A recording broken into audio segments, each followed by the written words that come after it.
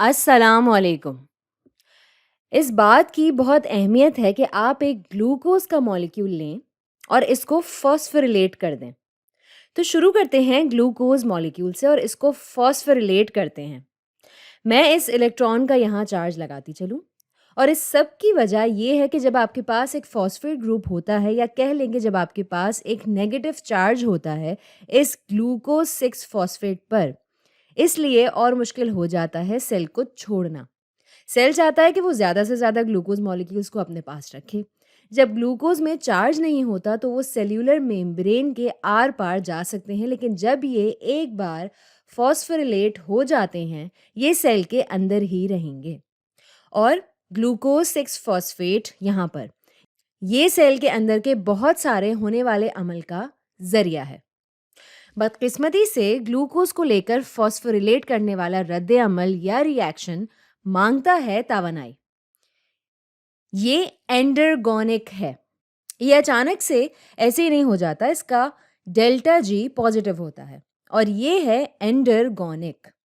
तो आप तसव्वुर कर सकते हैं कि हमें किस चीज़ की ज़रूरत होगी इसको पूरा करने के लिए।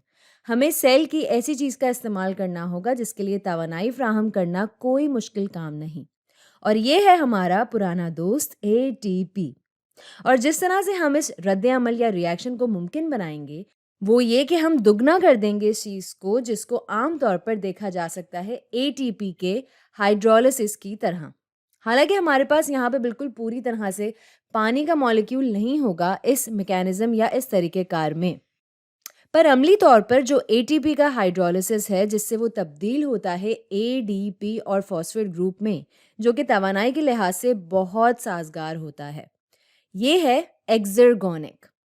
अगर हालात बिल्कुल सही रहे तो ये अचानक भी हो सकता है। ये ज़रूरी नहीं कि ये हमेशा पानी के सॉल्यूशन में ही हो।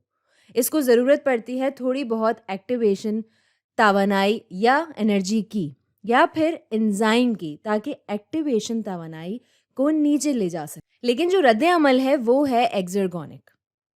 तो हम जो कर सकते हैं वो ये कि हम इन दोनों रद्द अमल को आपस में मिला दें, और जब हम ये करते हैं तो हमें मिलता है एटीपी प्लस ग्लूकोज आपस में रिएक्ट करते हुए। और हम एक एंजाइम इस्तेमाल करते हैं जिसका आम नाम है हेक्सोकाइनेज, ताकि इस रद्द अमल को सहूलत मिल सके, ताकि एक्टिवेशन तवानाई या एक्टिवेशन एनर्जी नीचे आ जाए, और इससे जो चीज़ पैदा होगी वो है ग्लूकोज 6 फॉस्फेट और एडीपी। अब इस रद्द अमल के डेल्टा जी का क्या होगा? तो जैसे कि आप इसको इन दिए हुए रिएक्शंस का मजमुआ समझ सकते हैं, और अगर सिर्फ ऐसे ही बात की जाए तो हम कह सकते हैं कि इनमें डेल्टा जीज को शामिल कर देते हैं। तो अगर हम डेल्टा जीज को शामिल कर दें, आपको मिलेगा, अगर आप ये नेगेटिव डेल्टा जी एक्सर्गोनिक लें और ये वाला पॉजिटिव डेल्टा जी, आपको मिलेगा -30.5 जमा 13.8, ये आएगा माइनस या नेगेटिव 16.7 किलो जूल्स पर मोल। और ये आपस में मिलाया हुआ रद्द अमल ये होगा एक्सर्गोनिक। हालांकि हाइड्रोलिसिस जैसा एक्सर्गोनिक नहीं होगा, क्योंकि अब आप वो वाली तवानाई थोड़ी इस्तेमाल करेंगे, लेकिन ये अचानक हो सकता है, ख़ास तौर पर तब जब आप एक्टिवेशन एनर्जी को खासा नीचे ले आएँ। और अब हम देखते हैं इसका मैकेनिज्म या इसका तरीक़ेकार कि ये होता कैसे है।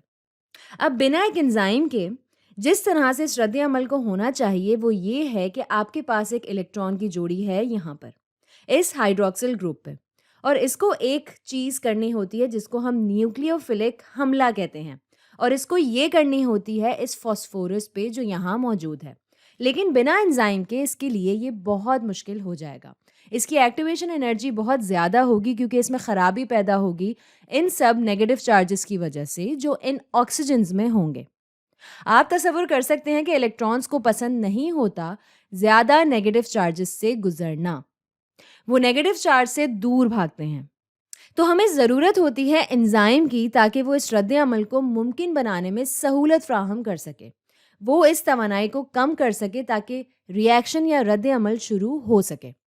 बुनियादी तौर पर कह लें कि इन इलेक्ट्रॉन्स को अपने रास्ते से हटा सकें, और वो एंजाइम जो ये करता है इसको हम हेक्सोकाइनेज कहते हैं।